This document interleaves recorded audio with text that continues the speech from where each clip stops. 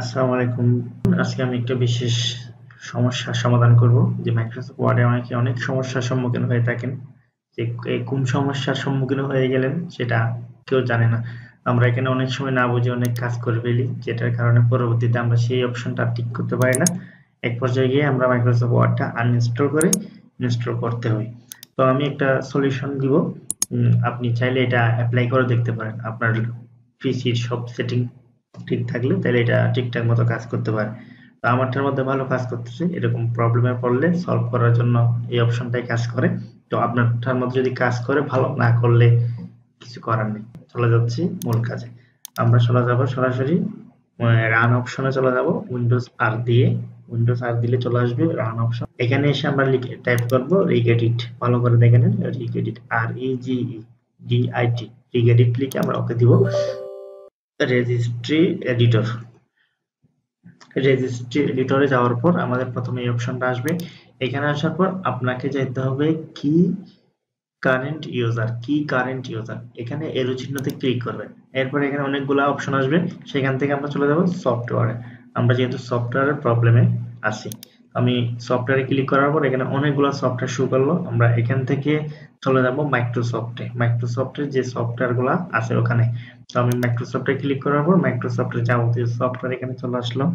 এখান থেকে আমি চলে যাব আমাদের প্রবলেম যে সফটওয়্যারটা, সেখানে মাইক্রোসফট অফিস। তাহলে এখানে শুধু অফিস দেওয়া আছে, আমি অফিসে ক্লিক করলাম।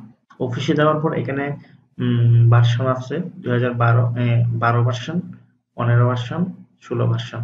তো আমরা এটা কিভাবে বুঝবো? আমরা কম্পিউটারে যে ভার্সনগুলো ব্যবহার করে থাকি সেই ভার্সনগুলোর নাম আসে।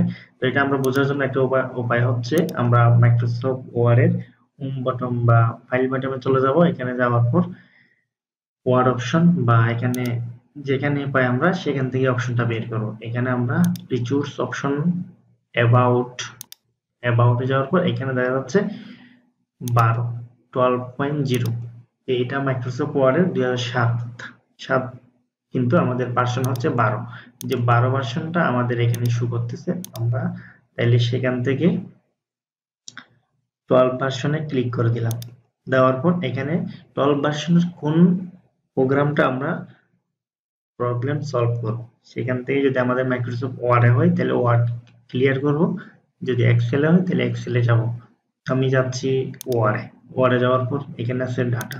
আমাদের যে পূর্বের যে ডাটাগুলো আমরা ব্যবহার করছি, যে সেটিংগুলো আমরা অ্যাপ্লাই করছি, সব সেটিংগুলো এই ডাটার মধ্যে আছে। তাহলে আমরা ডাটার যে অপশনটা আছে সেটাকে ডিলিট করে দিব।